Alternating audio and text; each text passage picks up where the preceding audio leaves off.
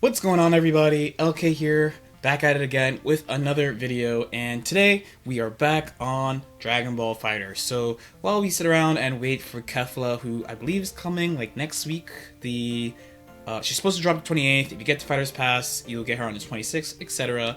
I wanted to do some videos to wrap up Season 2, and the first one I wanted to do is a pretty fun one. It's who are the biggest winners and losers of Season 2. So we basically had the same patch for 1 year, for better or worse, depends on who you talk to. And like overall, I do think it was a pretty good patch, especially like how the characters grew and changed throughout the patch.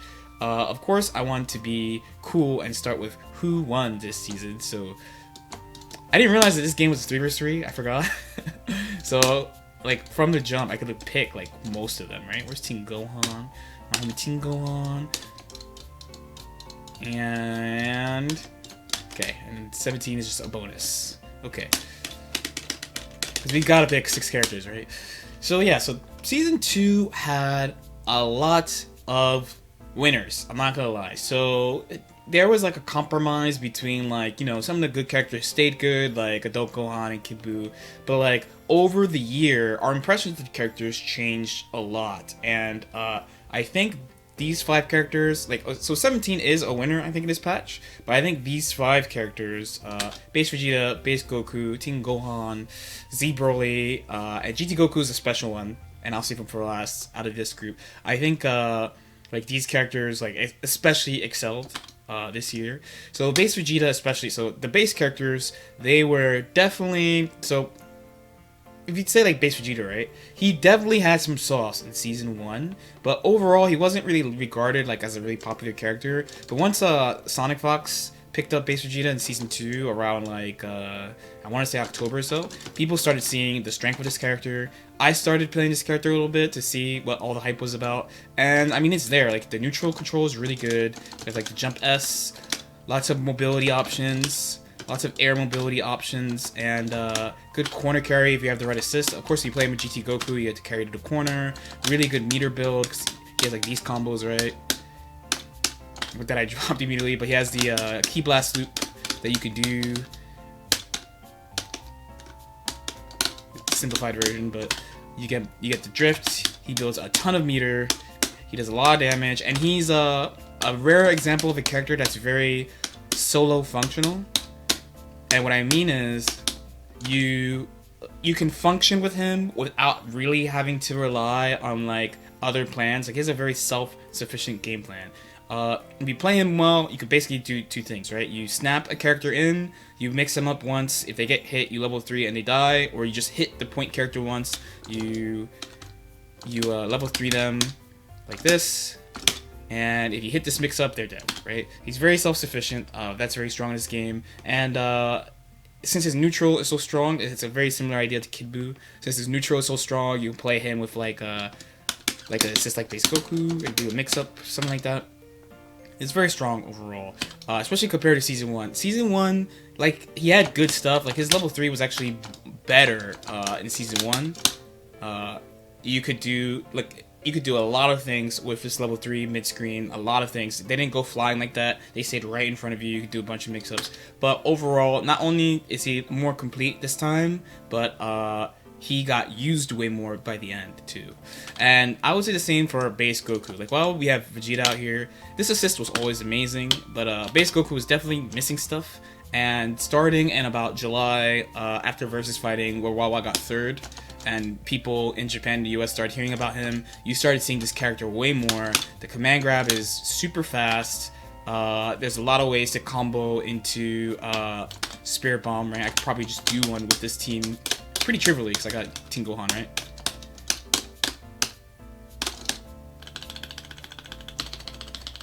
And there we go. This should give it to me, right? So there's a lot of team combinations that get these big damage Spirit Bomb combos. I just made that combo up. Look how much damage it did. So you do so much damage.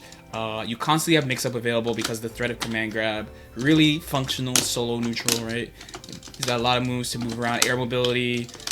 He has basically a complete package. He had a lot of this stuff before, and when he dropped, the main thing people were looking at was how do you combo with the Spirit Bomb, but people quickly realized he had some issues, mostly of like mid-screen conversions and stuff. Now he's just like much more complete, good combo routes, mad damage, really functional solo anchor too because of the command grab. He's got 4-frame reversal. He's got a lot of stuff that he didn't have before necessarily, and the assist is good. So you're like pretty encouraged to play him. He went from basically not existing to people gradually picking him up, which is pretty good. Team Gohan, so Team Gohan players have always been around, but this is another like after around like October or so, people were started to just think, isn't this character kind of ridiculous? And he kind of is. Remember, he was banned in season 1. He was banned in season 1, and in season 2, the devs were finally like, alright, cool, it's time for people to play Team Gohan. This is my point character, right? He's super good solo functionality.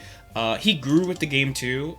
This is a pretty interesting thing. So like a lot of characters can use universal tech, and what I mean by universal tech is just any new thing that comes out in the game. You know, like most of the cast can do, like any kind of like new way to use assist or stuff like that. So probably the main thing that changed this season, how people structure their offense and stuff, is universal fuzzies, and he could do it to everybody. I think that was probably like the last step for people to be like, oh, like he's really, really worth playing and really good. He went from basically being banned, as I said before, to like a top 3 character. There's not much to say about him. He has a really full toolkit, like great lariat, great ki blast, super fast ki blast, mad damage, solo snap, builds meter like crazy. He really has it all. He does have like a couple of small flaws, like for example, a lot of people complain about his auto combo, and I think it's fair. His auto combo is really good. It's a funny thing about this game is that people complain about anti-airs, and it's a really good anti-air. It goes to show how strong jumping is in this game when people complain about anti-airs. But his air mobility is not that great. Like, he's got legs, but I don't think they're as good as adult Gohan's. No beam, of course, but he has like other little unique tools to use in neutral. And of course, once he touches you, it's pretty hard to get away from him.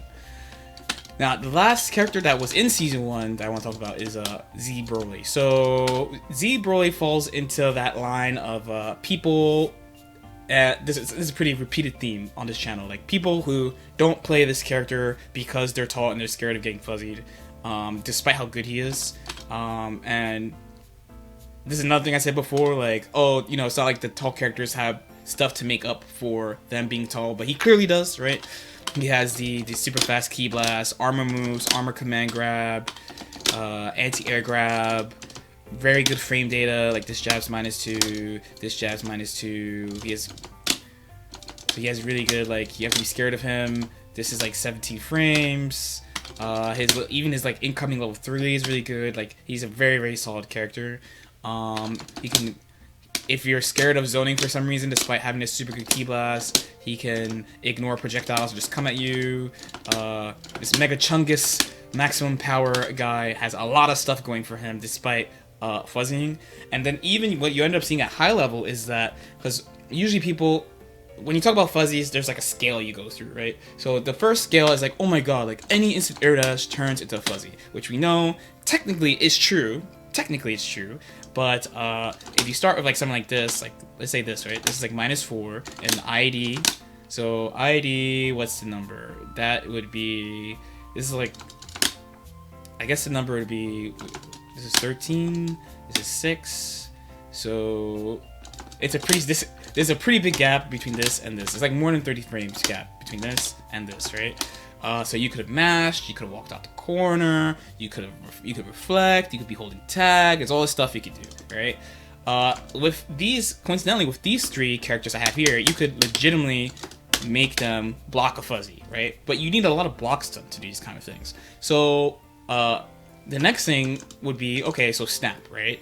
But what ends up happening at high level is that you don't actually want to snap in Broly sometimes, despite him being like an easy target for fuzzy, because if you snap him in and he sparks you, now you just have a super powerful Broly who's gonna come and like run you over. So it's like you bought in a character just to get destroyed, pretty much. And if you don't have your sparking, then oh no, you don't have your sparking. If you do have your sparking, you might have to spark back, and then you're back to square one. So like, especially in my case, like I started, if there was a Broly on the team, I started snapping in the other character and not Broly. I was like, I'll worry about Broly later. I'll snap in their other character and see if they will spark that character, right? That's how like scary strong he is. The last big winner, and this is one that's special, is GT, right? So all these other 4 characters, they're all characters we had in Season 1 of the game, the first year of the game. GT is Season 2. But I think he affected the game enough that you can consider him a big winner in Season 2. Whether or not it's good for the game is definitely a huge argument that persists. I overall think he's good for the game. I know it's a hot take. I overall think he's good for the game because of his tools, and you can tell his tools are important because so many people play him. And definitely one of my hopes for Season 3 is that they give people more tools, like assists like this and like mix up stuff, because that's the whole reason why so many people play him, is he helps you with how people play the game, and his mix-up is good. And of course, his damage is out of control too. I would agree that should be nerfed, but like overall, it's out of all of these Season 2 characters, he has affected the game the most out of all of them. There's Videl, there's that alien guy, there's him, there's Janemba, there's Gogeta, and there's Super Broly. Most of the characters are pretty good. That alien guy, unfortunately, is not that great, and then GT is like pretty much second best character in the game, and almost, especially at high level, many people play him. So in my head, I'm like, okay, this guy's definitely a winner. And now we move on to the biggest losers of Season 2. So the good thing about this is that in Season 2, overall, the character balance is pretty good. Like, most characters either stay similar but more complete, like Trunks, let's say, or Yamcha. Yamcha's probably a better example than Trunks. Trunks got buffed-ish. Or characters got buffed, or characters who were really good got like slightly nerfed. Like Gotenks, even though people don't play Gotenks, he's only slightly weaker. I think it's kind of a testament to how strong he was to say that like he's only like a little bit worse than he was, but like people don't play him. He's very uncommon. Now these characters are all characters who, I mean, pretty much are super rare.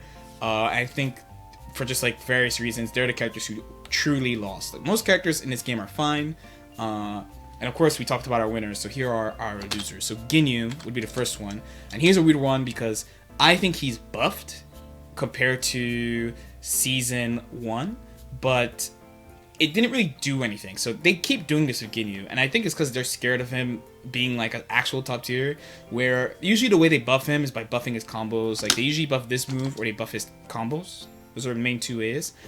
In Season 2, I was pretty excited for him because they gave him a bunch of new summons, right? They gave him like the Far Goldo that goes behind you. They gave him like another example would be the Ground Birder. I was like pretty pumped about all these things, but in the end, they pretty much ended up working the same, if that makes sense. Like, yeah, it's extra summons, it's nice. They buffed his combos, that's nice. He can do body swap alone, that's nice. But his 2 core problems have not been addressed, which is, 1, he has child buttons. He is a kindergartner, right? He has weak neutral buttons, and he requires an extra step to play neutral. He has to summon the Ginyu Force to start playing his neutral. Everyone else doesn't really need it. Everyone else kind of just like Bardock, just boom, like in there, right? Ginyu has to be like, oh, okay, here I come, kind of thing. Like, yeah, it has to be very set up.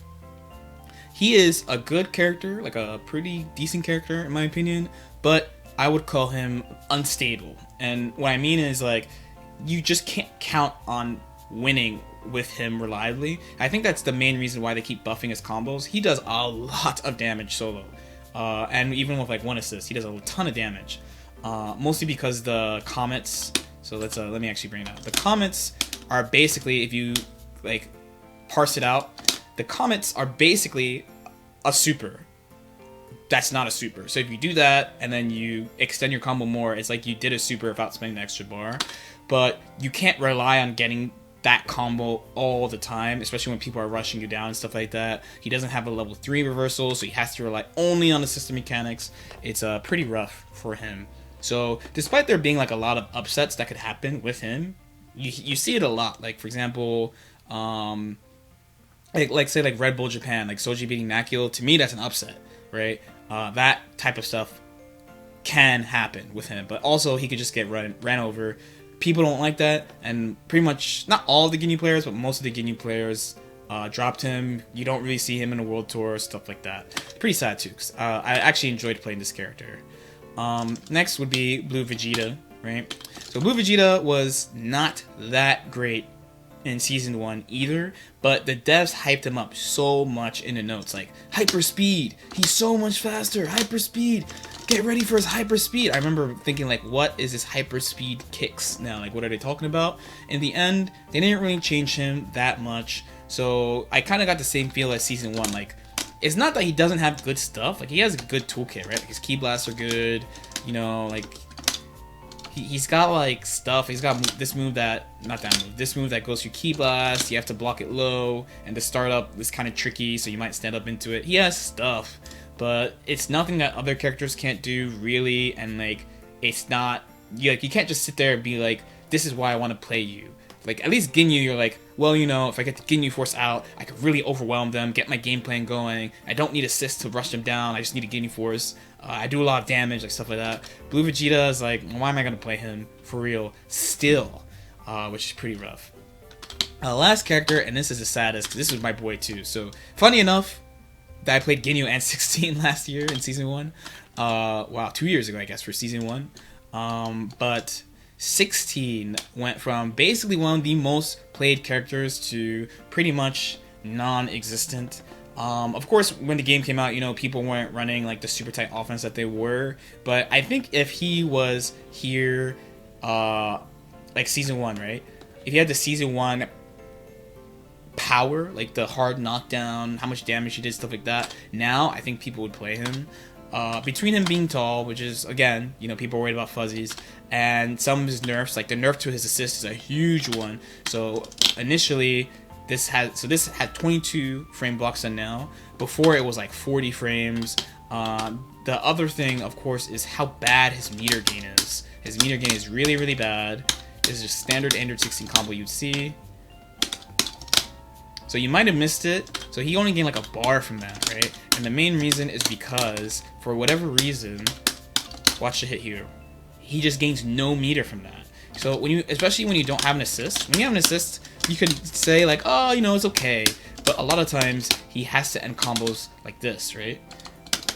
I forget the ender, but you have to spend a bar on Vanish to get a knockdown. So in these cases, it's really, really, really whack. And in a game where like Team Gohan gets like 3 bars off like certain routes and stuff, and like his meter gain just gets killed from doing this, and then he does Vanish and he gets the meter penalty. It's really, really rough for him in these streets in Season 2. So I hope they address that in Season 3. Alright, so let me know if you have any questions or comments about this. Who do you think are the biggest winners and losers of Season 2 in Dragon Ball FighterZ, right? Like and subscribe if you feel like it, and I'll see you next time. Peace out.